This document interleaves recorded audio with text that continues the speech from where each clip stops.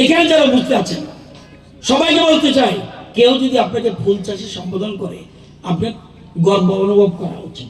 আজকে চাষিদের এরকমভাবে আমরা ঠিক করছি। যারা ভালোবাসে না তারা খুনি। ফুল বাসে না, ফুল ভালোবাসে না এমন কোন লোক আছে? ফুল এবং শিশু ভালোবাসে না এমন লোক পৃথিবীতে নেই। যদি থাকে তার মন ভালো না, সে ভালো মানুষ না, কোনোদিন ভালো মানুষ হতে পারে না। ফুলকে যারা ভালোবাসে না, আত্মিক প্রশান্তি হতে পারে। আজকে আপনাদের বাড়িতে ছোট্ট জায়গা, এখানে কিন্তু বিরাট মাঠ লাগে না, ছাদে একটু ছোট্ট জায়গায় ইচ্ছা করলে আপনি ফুলের গাছ। একটু আগে আমাদের প্রিন্সিপাল সাহেব বলেছেন মোবাইল অনেকে করেন, মোবাইলটা ছেড়ে দিয়ে শিশুকে বলুন, বাবা তুমি একটু একটা গাছ লাগাও, ফুলের গাছ লাগাও। ধৈর্য শেখাবে। ফুল যদি আপনি ভালোবাসেন, ফুলকে যদি করেন, এই ফুল একজন আগামী দিনে আপনাকে ভালো মানুষ তৈরি করবে।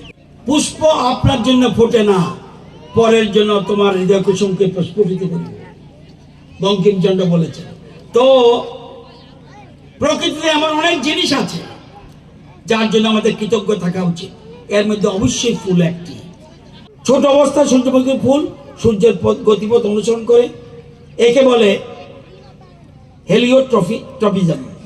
বড় হয়ে গেলে তারা পূর্ব দিকে স্থির হয়ে যায়, ছোট থাকতে সে ঘুরে সূর্যের দিকে দিকে।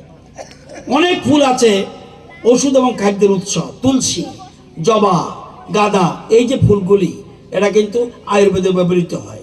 কুমড়োর ফুল, কলার মোচা খাবার হিসেবে জনপ্রিয়, এবং এটি অর্থাৎ ফুল শুধু চোখের আরাম নয়, জীবনের সঙ্গী।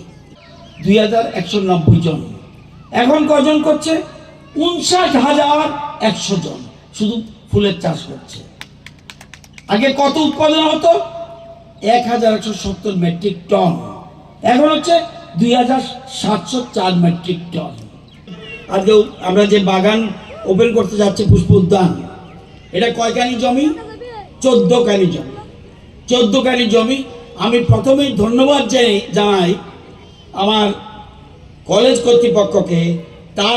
তারা নামে জায়গা, তারা যদি এই জায়গা না দিত আমরা পুষ্প বাগান করতে পারতাম না।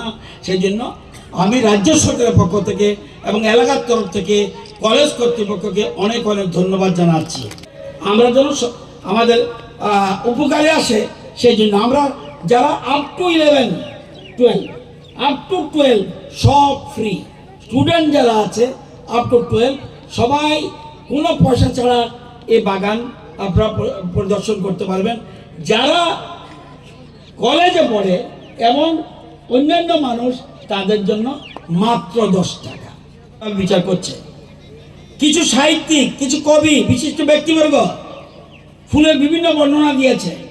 কেউ বলছে ফুল ছাড়া প্রকৃতি হলো প্রেমহীন জীবনের মতো, কেউ বলছে ফুলই পারে একজন মানুষের মনকে ভালো করে দিতে, কেউ বলছে ফুলকে ভালোবাসার মধ্যে জীবনকে রঙিন করা যায়, ফুল দিয়ে ভালোবাসার মানুষকে প্রপোজ করার আনন্দটা অন্য সব আনন্দের চেয়ে।